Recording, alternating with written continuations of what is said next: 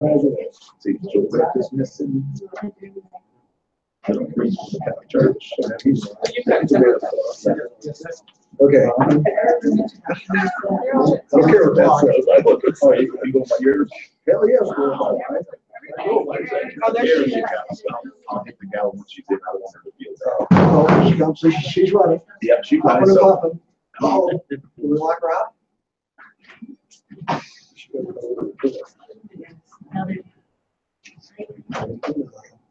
Oh, we don't have no recording.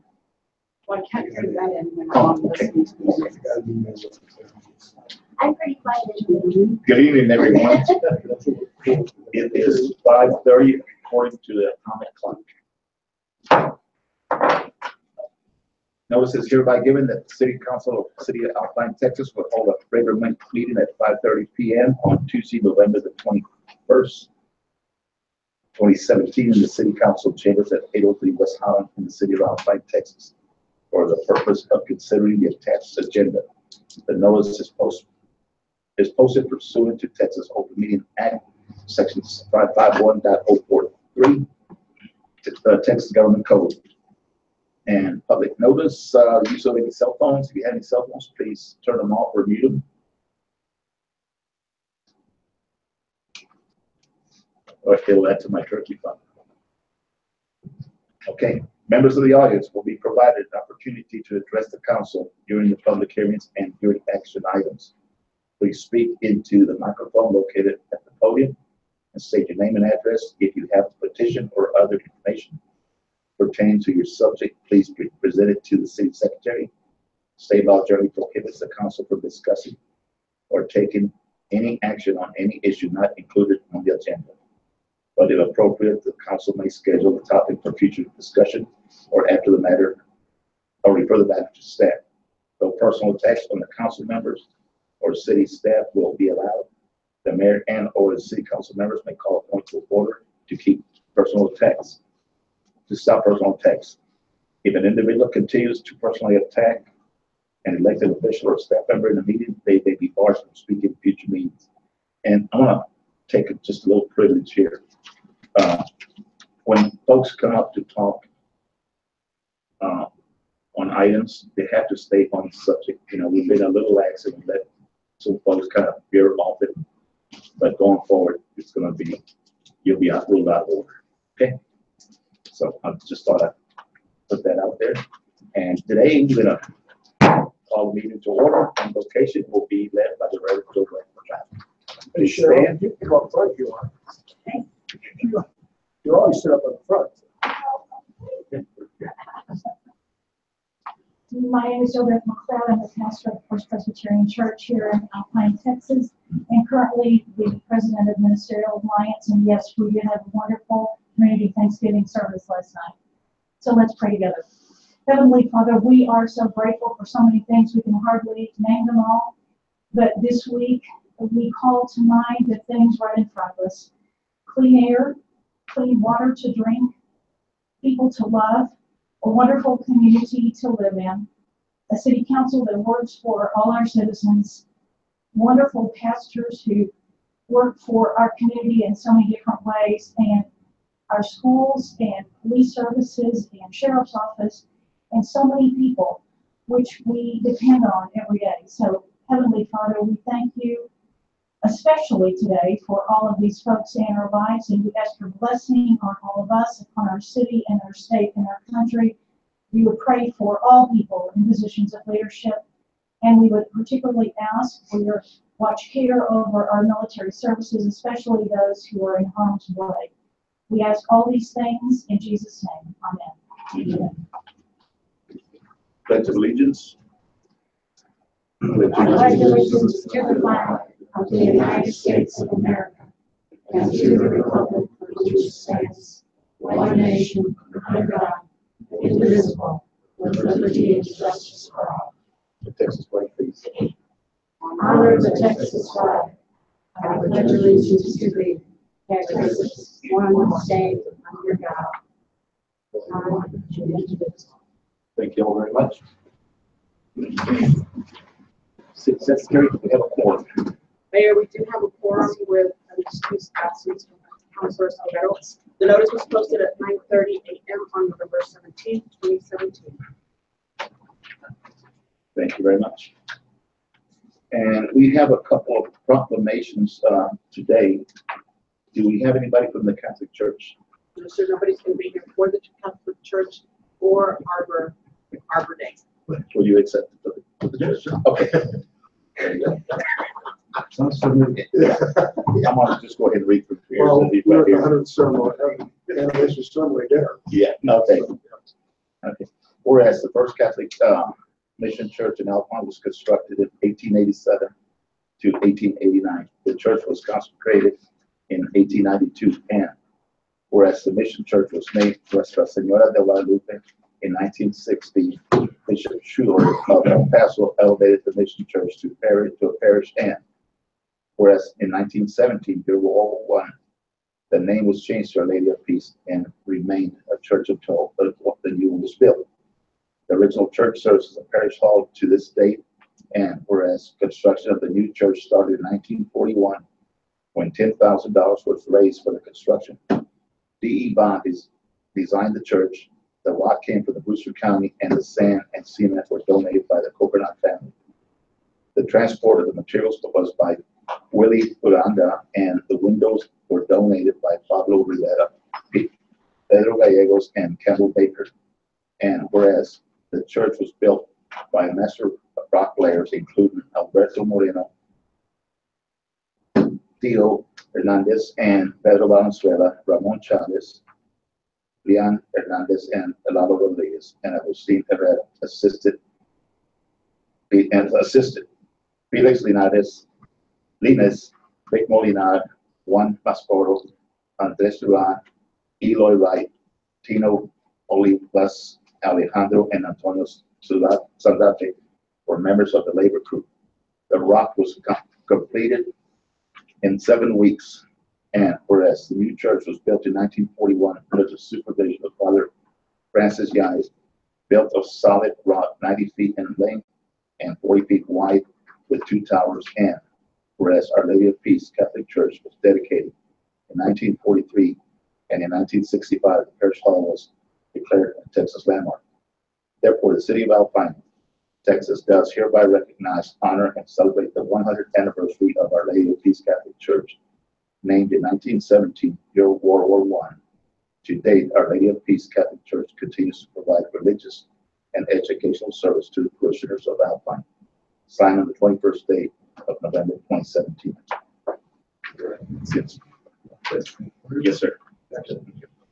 And we have one more to go, and this is for the Arbor Day. Is there a representative here? No? Okay, I'll just go ahead. Everyone's traveling for the holiday. Everyone's Who wants to representing. represent the trees? Yeah. Okay.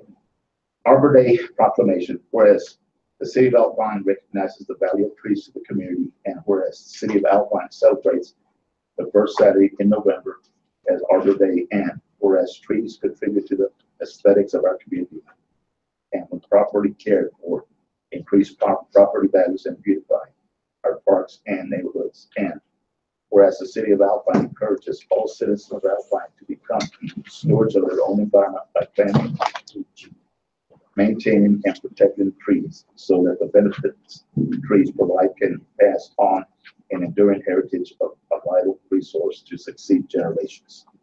Now, therefore, we, the mayor and the council of the city of Alpine, do hereby proclaim that Saturday, November the 3rd, was Arbor Day in Alpine, Texas, and urge all citizens of this city to observe Arbor Day through proper conservation practices throughout the year. The city of Alpine would also like to recognize the Apache Corporation for the tree donation.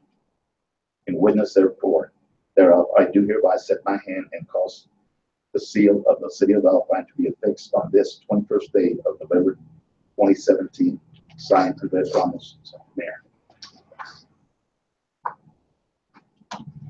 Okay, we're gonna get down to the reports then. And I have a report that concerns the outages, telephone outages in Alpine. We've had a total of 6 outages in this city. It affects the hospitals, it affects the business and the residents of of Alpine, also law enforcement. And I've been in contact with the external affairs of AT&T for the last week. We've been on the phone off and on. And I had talked to the district manager, and instead of him replying to me, he just shoved me over to the external affairs, which generally they just tell them what they think we want to hear. But I'm on the tech end of it, so I've been doing that for like 25 years before I retired. So I was asking her questions which she couldn't answer. So what I am doing, I've talked to Judge Cano. I've also talked to David Lamrick, the emergency management coordinator, and to AT&T. And I'm putting a committee together of all the leaders of the community. And we're going to have to set up a meeting. It'll probably be the 1st of January or after the 1st of January. And so we can have a constructive workshop. It's not going to be one where it's going to be, pointing fingers, this and that. Myself and also Big Ben will be included in this meeting, because the 24-hour outage we had was totally unacceptable. The company has a 2-hour clearing time, last I heard, to restore service. And they've averaged 11.5 to 12 hours in restore. Okay, so it's not only Alpine, it was Presidio, Marfa, Fort Davis, Fort Stockton that were affected by this. And for years I've been telling them that we needed another cable, so we have some redundancy. If one side goes out, it'll flip over to the other cable, and service will never miss a beat. You'll never know that a cable was cut.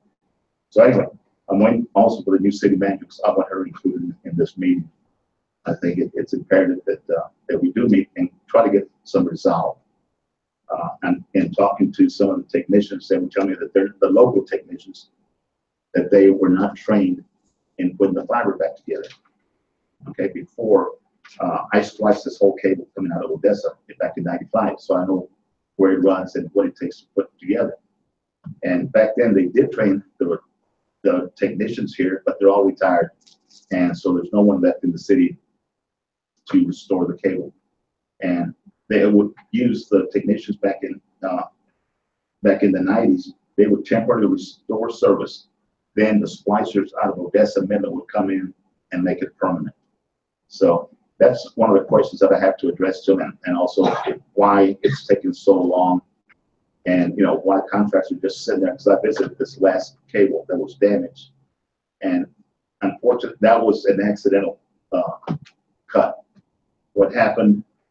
The cable is buried right underneath the gully on Highway 90. Well, the water, when it rains, pours right over it. The terrain gets washed away, and there was a huge rock right on top of the cable. So when a backhoe went over it, it crushed the conduit and crushed the cable at the same time. And that's why we're having like intermediate cell phone service. It wasn't totally cut, but it was damaged enough where we weren't getting the proper service that we needed. So that meeting will take place in January, and hopefully it'll be a good constructive meeting. And then we'll come back and report to you, the residents of Alpine, as to what AT&T is going to do to take care of this problem. That concludes my report. City manager. Mayor and council, we have a finance review. Megan will be more than happy to explain it.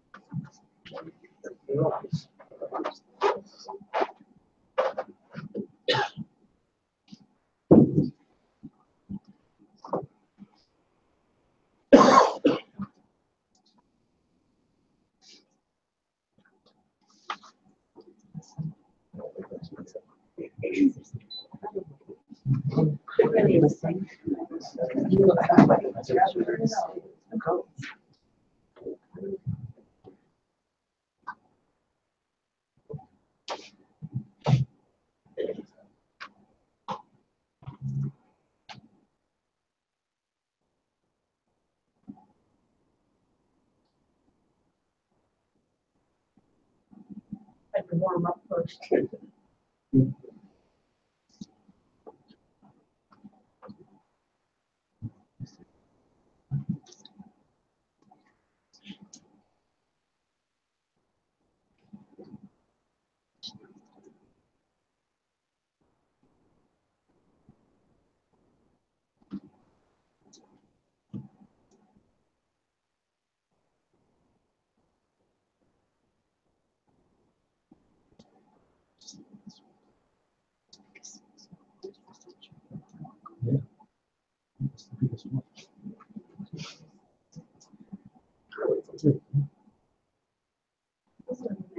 Okay. So this is the financial summary from October 2016 through September 2017.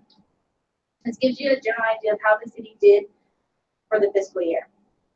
So as you can tell, the general fund brought in 4.5 million and they expensed 4.2 million for a net income of $326,694. The water department, which is water, sewer, and sanitation, did roughly about the same as the general, 4.3 in income, 3.7 in expense with a net income of roughly 593,000. The airport didn't do as well as the other funds, but there are some reasons. The airport brought in 523,000 and expense 562,000. The gas department, 1.5 million, and they expensed 1.5. They kind of evened out. Their net income is a little over 4,000. And then I brought you the city totals. So if you took these departments, even though they all operate independently, and looked at them from the city as a whole, the city brought in close to 11 or a little over 11 million and expensed 10.1 for a net income of roughly 884,000. Tourism and interest in sinking. Interest in sinking, for those of you who don't know, is our debt fund. That's the money we use to pay all of our debt payments.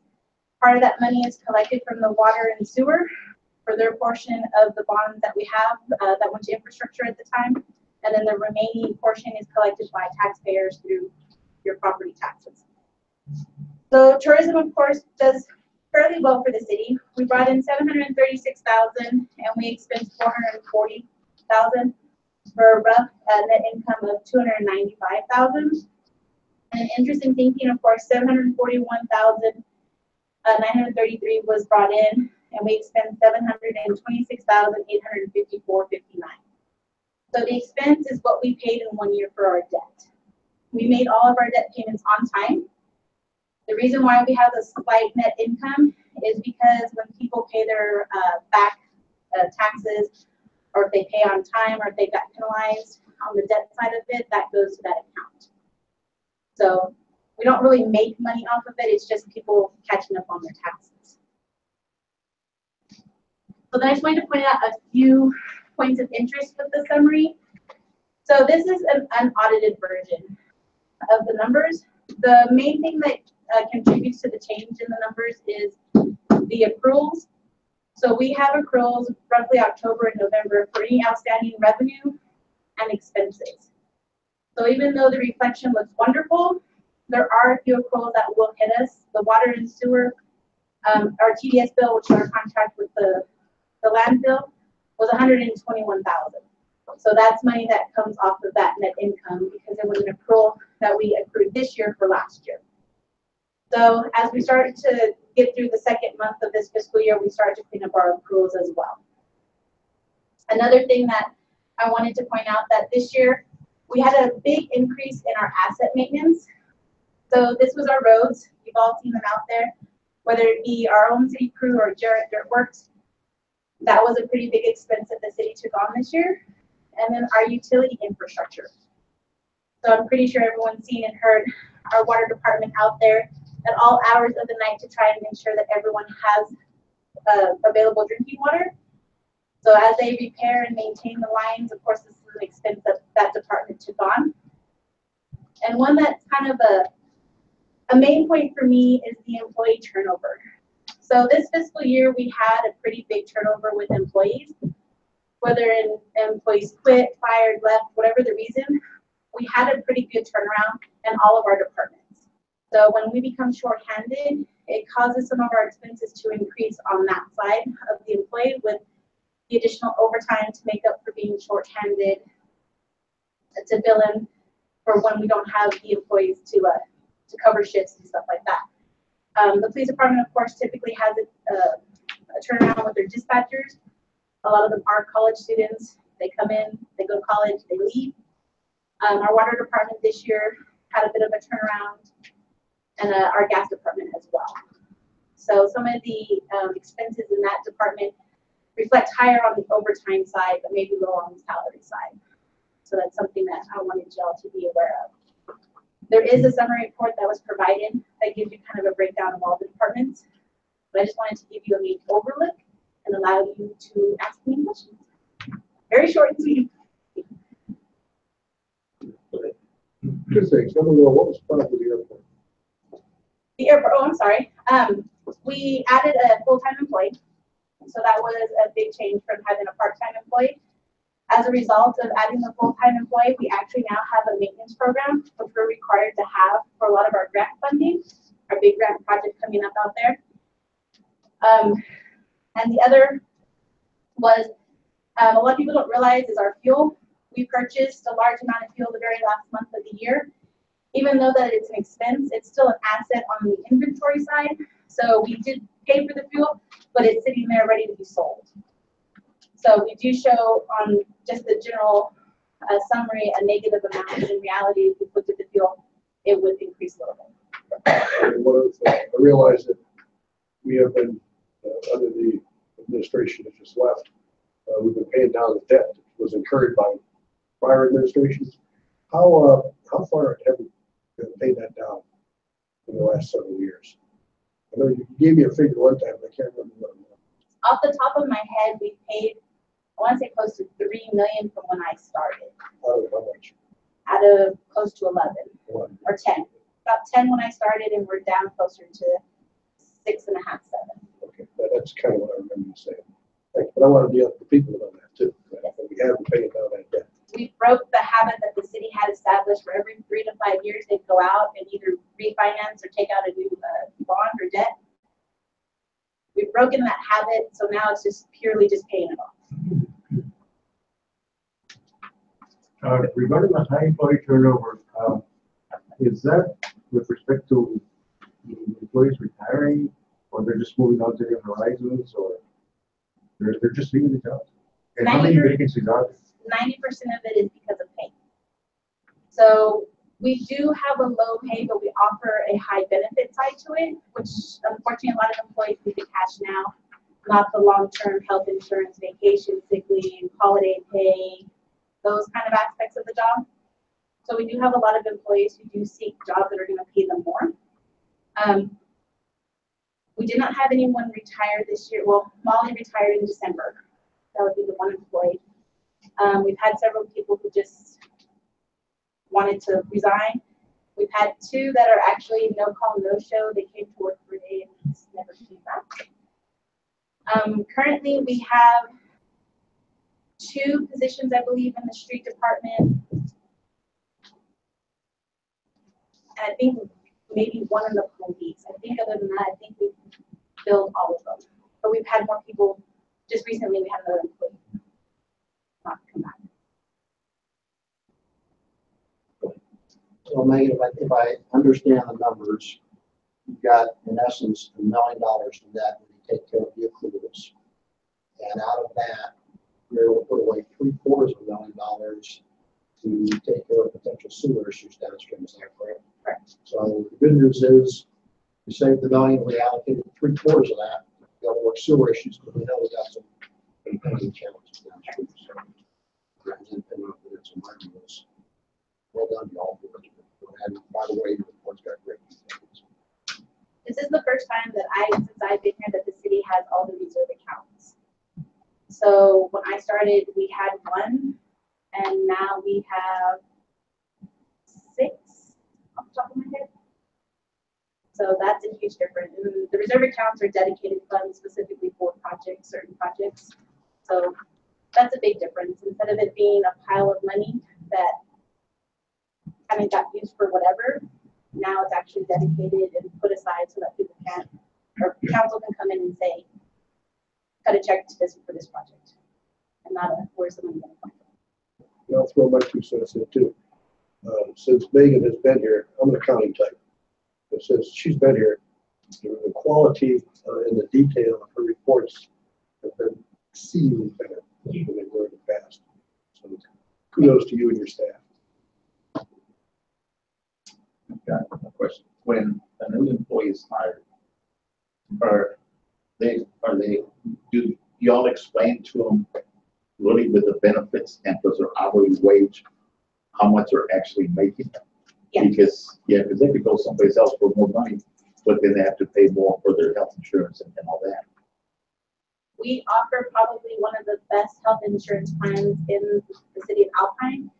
We pull premium to our employees if they add dependents.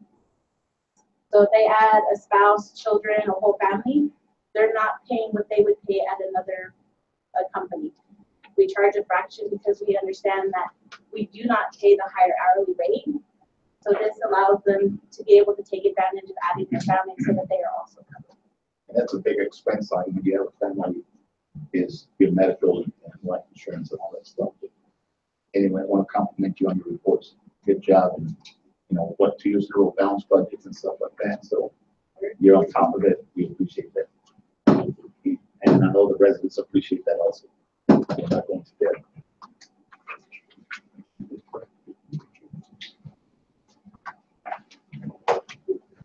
Okay, see staff updates. City Manager. None. Public hearings. One thing, Mayor, on the, Oh, railroad, I'm sorry, railroad parks, and that's fine. Yeah. just, one of the updates on Railroad Park. We do not own Railroad Park. It is owned by the train. Anyway, anything that has to be done in the park must have their permission before it can go forward. I think a lot of us, me especially, I did not know that until all of this come up, with rental. But anything that is done, any permanent structure is more or less frowned on by them because for whatever reason, if we didn't want it or they come and took it back, it would have to be taken out. And like I say, I don't think anybody really realized this over the period of time, so many years, but we have passed the word along and keep passing the word along that if anybody comes in and wants to do something, it's not the city. We have to go through the proper channels to get all this done. And I didn't know that either till just recently, that we did not own the property or the caboose. Says we do own the caboose, correct? We do own the caboose. But not the property or the parking. Right. So. And the railroad does not want a lot of traffic up in that area simply because of the safety factor of the railroad. Yes, sir. So Jay, I'd like to push back on you on this. It's a great place from a tourist standpoint. I rather, the letter back that says, hey, they're worried about safety. Frankly, I think they're saying don't add any more on there. My reaction is let's go put a fence up around and make sure we take care of people, because if this is highlighting an issue they believe is there, traffic at Railroad Park has gone up significantly. And my put to them is, okay, guys, what's it going to take to build the things you want to go do there? Support the city. We're going to put up a chain link fence. We probably put up a chain link fence. We can definitely go back and try that. I think one of the responses will be, that's our property, we do not want to change the fence. So I understand that. What I'm going to is they're citing safety as an issue. Yeah, that's their issue. Traffic is going to increase anyway. So for them saying there's going to be greater safety issues there, the first time we have an incident there, UP is going to be at fault. And I think that argument is enough to say, hey guys, we probably ought to do something more than right now.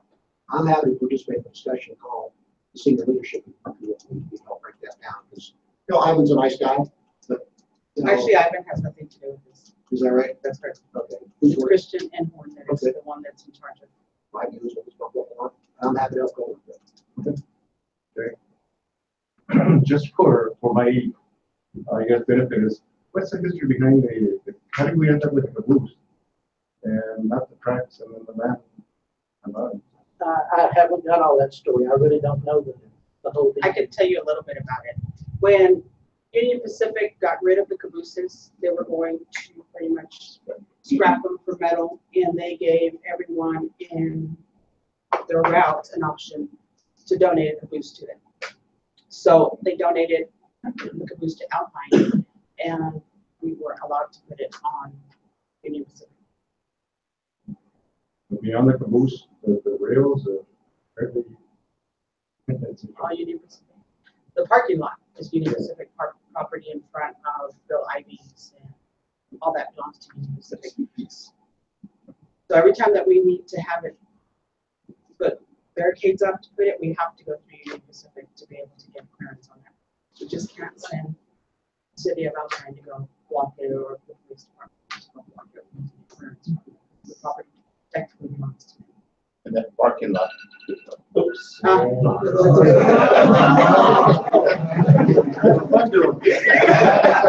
That was not a call, that was the snooze button. I was supposed to go hunting in the morning and I put PM instead of AM. So basically, that's what it is that you have to get clearance from Union Pacific on any game. They have the last say so on what we can do on their property, whether it's planting trees or putting up a bench. So all the planning that's going on out there, Union Pacific's been approved for that? No, But all that stuff, all the people at the adoptive park thing, all just been, Everyone assumed that was the city's property. even the city. so basically what Mr. Enhorn told me in a conversation was that if for some reason Union Pacific wants to take the property back, they will give us in writing X amount of days, 30, 60 days for us to remove everything from the property. If we don't remove it, then they will demolish it. So it was to our advantage to contact them before we put anything else up to get clearance from them.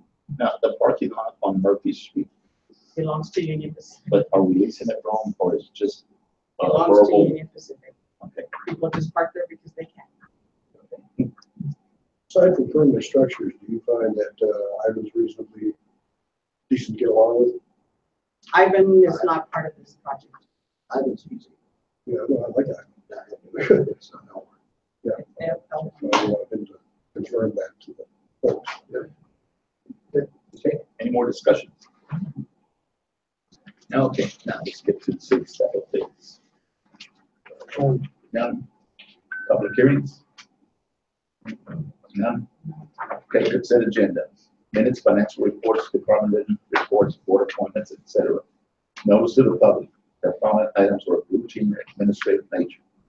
The council has been furnished with background and support material on each item, and or it has been discussed at a previous meeting. All items will be acted upon by one vote without being discussed separately unless requested by a council member, in which event the item or items will immediately be withdrawn from individual consideration in its normal sequence after the items not requiring separate discussion has been acted upon. The remaining items will be adopted by one vote. City manager. Approval of minutes from city council meeting on November 7th, 2017. Yes, sir. Mr. Mayor, I move to approve the consent agenda as written. Is there a second? There's a couple seconds. No. Councilman. Okay. Is there any discussion? Seeing none, I'll call for the vote. All those in favor, raise your right hand. All those opposed, like sign. Thank you very much. The motion carries. Let's move into the information or discussion items. City, Mr. Stevens, Councilor Stevens, you're on it. So following up on our meeting from our last meeting where there was a concern about how to get items on the city council agenda by the council members, I wrote a document that is included in your package. It's several pages long. That was aimed at providing some recommendations on how to get things on the council agenda. Presentations, recognitions, proclamations, the consent agenda information, discussion items, action items, and the executive session.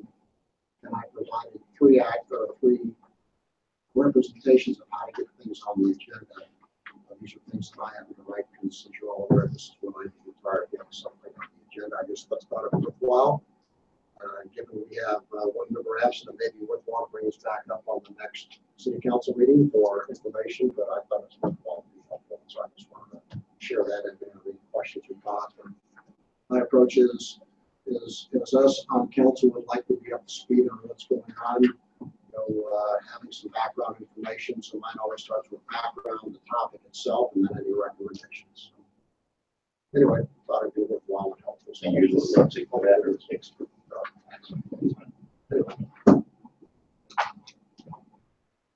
Okay, next. go with discussion and update to information discussion at the November 7th City Council meeting regarding options for an Alpine Country Club Estates.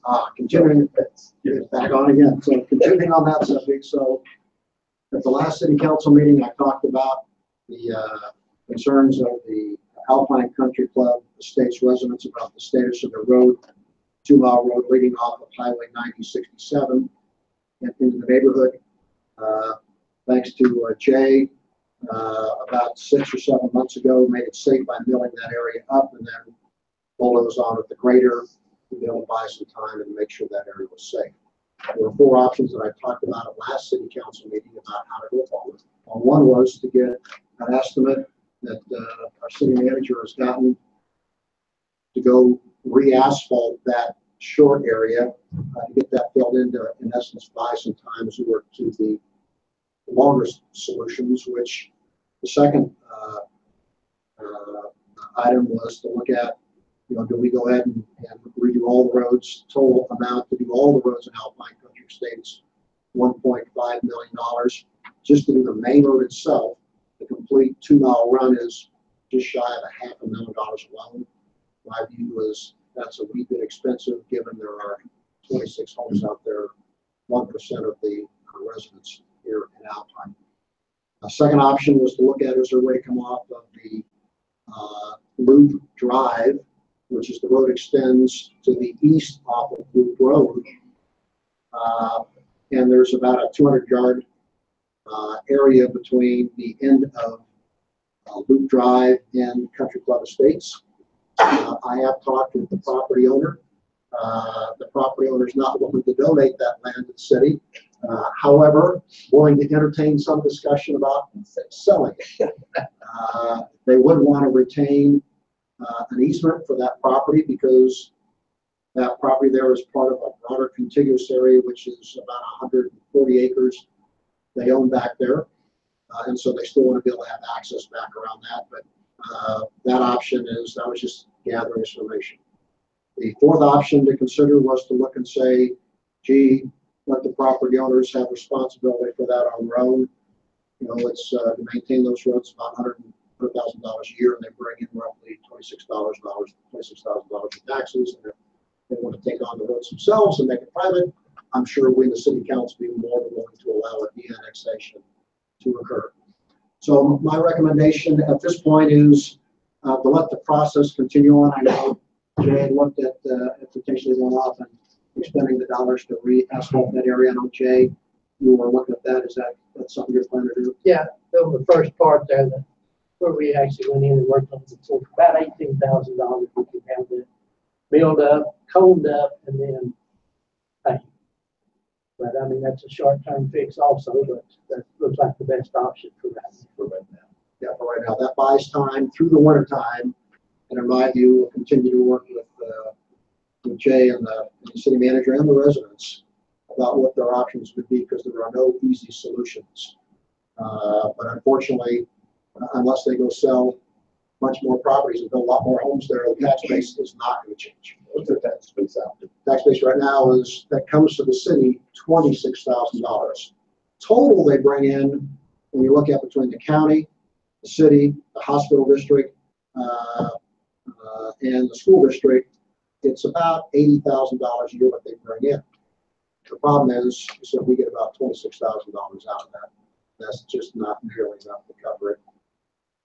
I said 54 cents out of every dollar, or $1.25 that we pay in taxes goes to the school district. So that's kind of where the headset is, and it's unfortunate, but that's kind of what it is. So they have to have, in my view, minimum probably 100 homes before that's economical to maintain the roads. So the best approach, in my mind, would be coming the backside, whether we can make that happen or not. That's twice. So you're at the 40 bucks down. 40 bucks down. There you go. I just bought you turkey.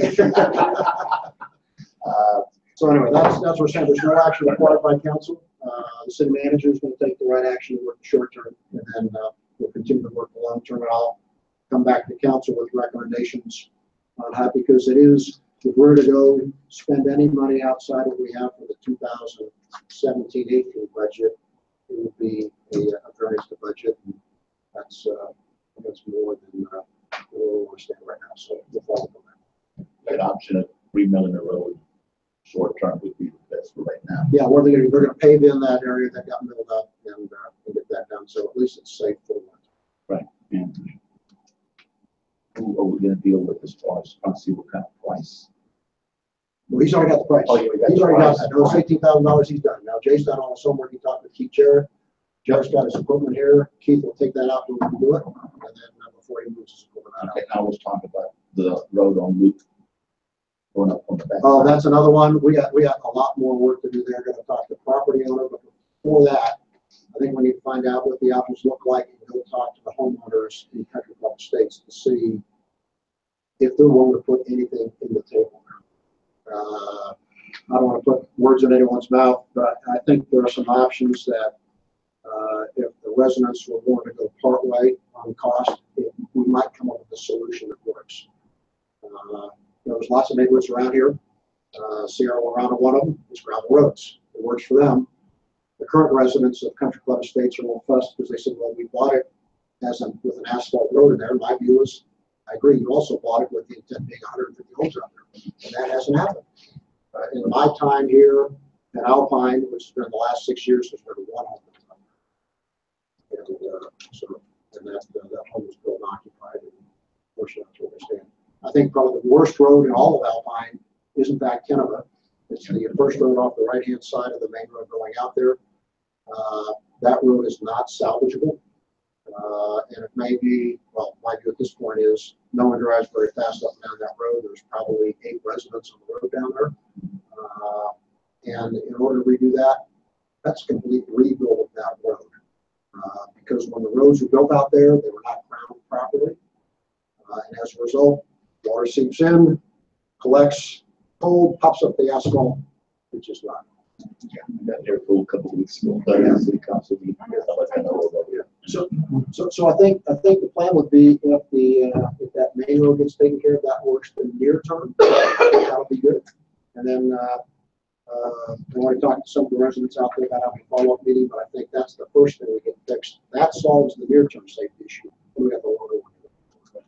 Thank you. Good report, sir. That was a suggestion.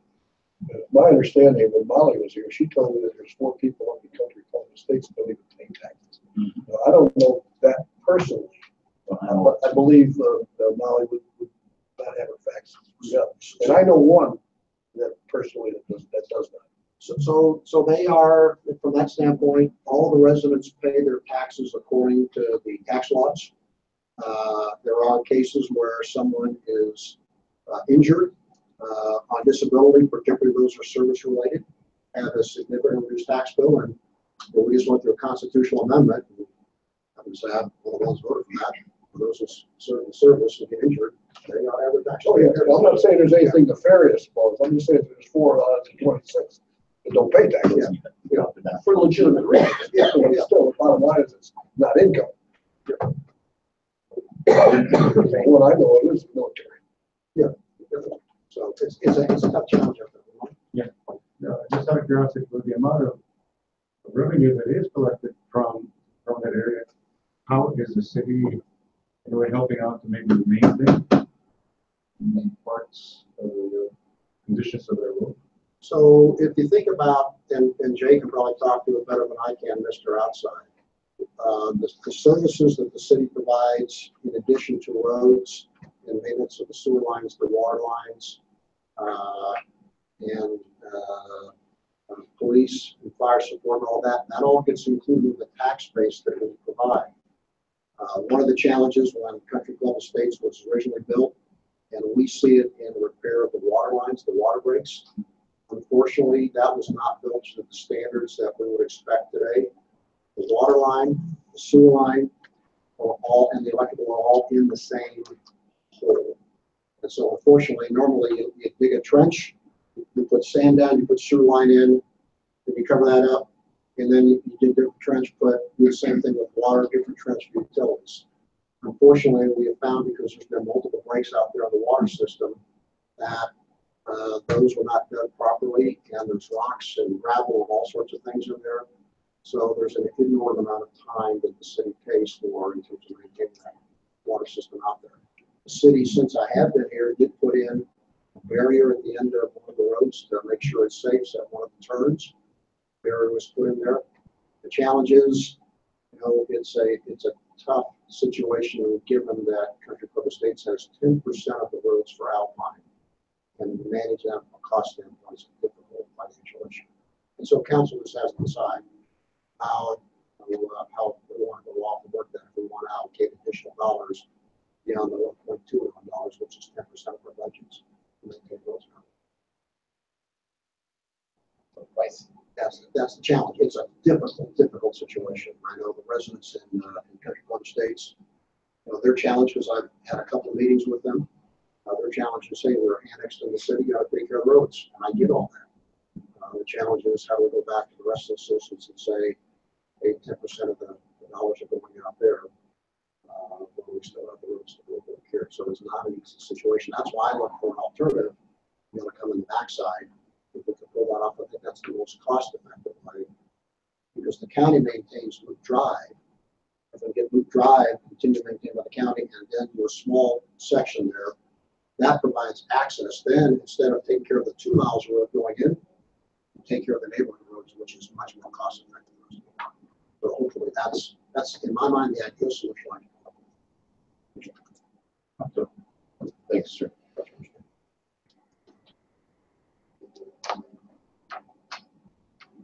And discussion of TxDOT traffic review, provided an update for the meeting with local TxDOT regarding the traffic study done on Highway 6790. Jay Ori, interim city manager. Mayor and I attended a meeting with TxDOT and several other people, and they're starting a study from Fort Stockton all the way to Presidio. It was actually very interesting. I was surprised at where the most wrecks are, type of wrecks, different things like that. It's going to be about a 3.5 to 4 year study, if I remember right, before they come up with a conclusion. The things they're looking at is, do they need to widen the road? Do they need more barriers along the road? Do they need different items like that? Lighting in certain areas of the roads. And I think it's the 5th, is that correct, of the bus tour? Yes, and you're invited, the new city manager and myself. I just talked to TxDOT yesterday afternoon, and so they're going to send invitations. They're having a total of 60 folks on the bus. The 12th. It's on the 12th because they're going to meet here for coffee and donuts, and the buses will park outside, and then they'll head out. So there'll be 60 of us, and we'll be taking notes and giving it an ideas and giving it to TxDOT folks where we think improvements need to be made. One of the major concerns is a safety issue. More wrecks between Martha and Alpine, but more deaths between Fort Stockton and here. So they're looking at that because they're looking at increase of traffic with the 18-wheelers and whatnot.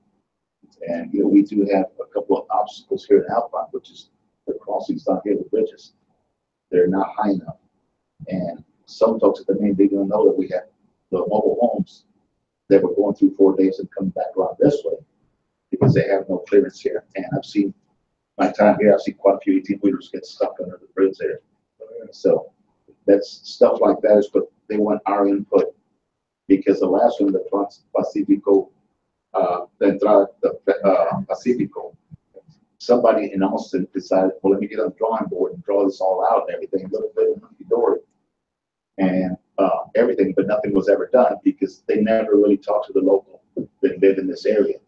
So this time they're doing it just the opposite, and they want the input of citizens. So this is going to be like the first tour bus, and there'll be a couple more, I think, after that. But we'll get a chance to have our own input on this.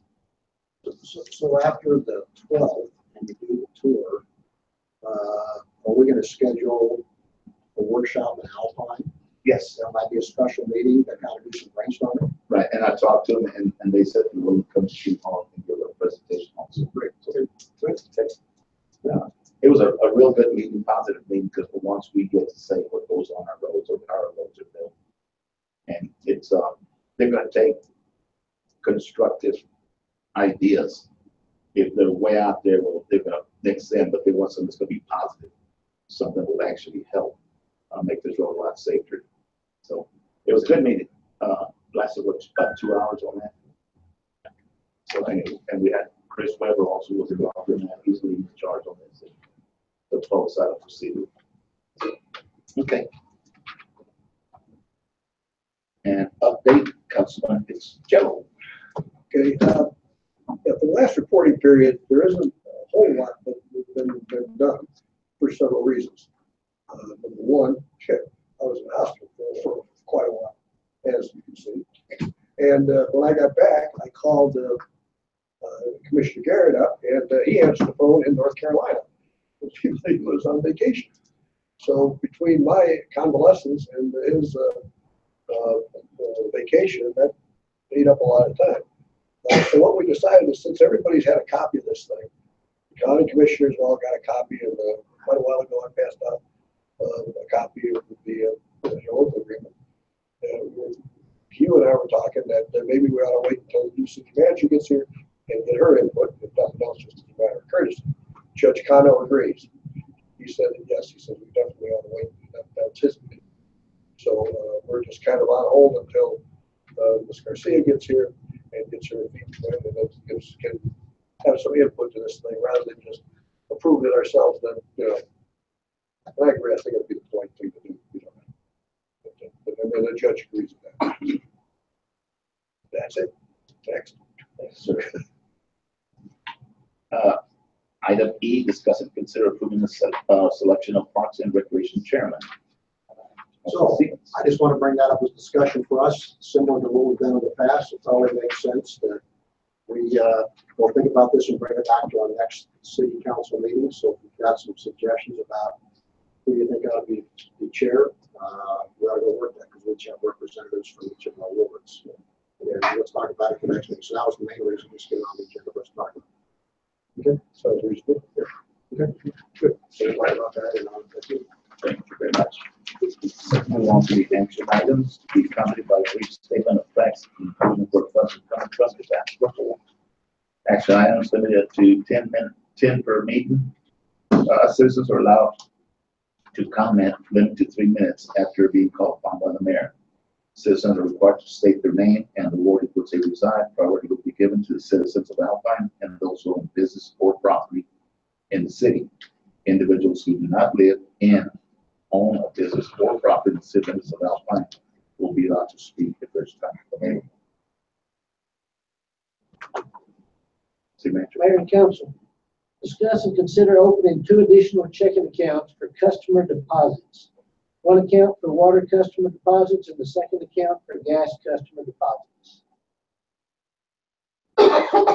Basically what this is, and Megan can back me up on this, is when a new person comes in, sets up an account, they pay a deposit. That deposit will go into a separate checking account. When they leave, and that's whatever outstanding bill they have, it can be refunded out of that account. For water and gas, which would be 2 separate accounts. Be a lot easier on the finance department, keeping track, and I think it'd be a lot simpler and streamlined. But it's a little misleading right now. If you look at the checking account balances, you make the assumption that it's all operating. Customer deposits are a liability. It is not our money, so therefore it has to be returned, like Jay said, if the customer leaves or closes their account. By pulling it separate, it allows us to keep that liability and keep track of it separate. We keep track of it now, but like I said, it's a little misleading when you look at a checking account balance. Oh, we've got all this money. Well, part of it is not ours. So it would just be more secure to keep it separate. And that way, like Jay said, when they come and go, the money is in and out, so that it's reported a little bit different. Yes, sir. Mr. Mayor, I move that we approve the opening 2 additional checking accounts for customer deposits, one for the water customers deposits and the second account for the gas customers. I'll second. Motion been made second. Any discussion? Seeing none, we'll vote on it. All those in favor, raise your right hand. All those opposed, like sign. Thank you very much. Motion carries. And item number 9, city manager. We'll table that one. I'm going to table this one. Yeah.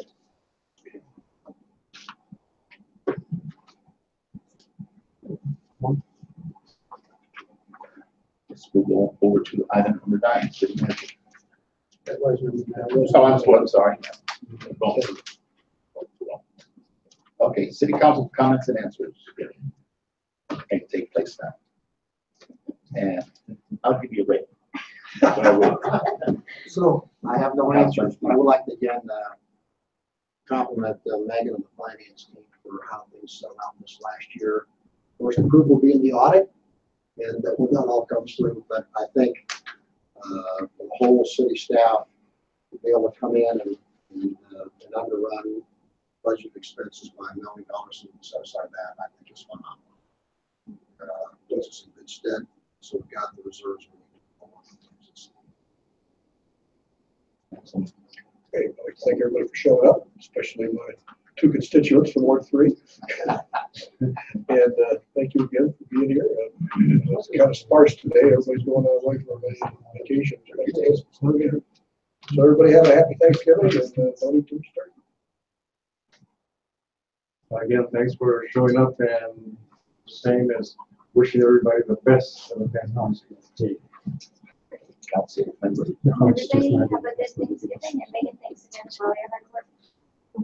And before we conclude this meeting, I want to thank Jay Ori for wearing 2 hats as a city manager and an outside manager. It's sometimes, I know it's hectic for him, wearing the 2 hats and trying to keep the city running, plus having to worry about outside utilities. So great job, and I appreciate it. Thank you. And I want to thank everybody for being here. Also want to wish you all a happy Thanksgiving. Thank you all very much for coming to see me. Mr. Mayor. Yes, sir. I propose that we move into executive session pursuant to Texas Government Code sections 55(1.071), consultation with the attorney, and 55(1.072), deliberation about real estate property, to talk about 2 specific items. We want to discuss and consider actions relative to closing out the city of Alpine contract, which is under the Alpine Chamber for operation of the city. The second is to discuss and consider approving the sale price for the permanent closure of 222 square foot segment of the street sidewalk located at 102 East River Street, Alpine, relative to ordinance 2017-0. Yes, sir. Motion been made and seconded. And let's vote on it. All those in favor, raise your right hand. Opposed, like sign. Motion carries. We're going to go to executive session. And what time is it? Official clock? Official clock. 1827. 18:27.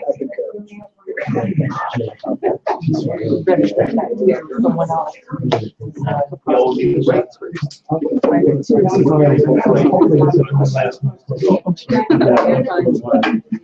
It's funny. Yeah, it's very nice to see you, but I haven't.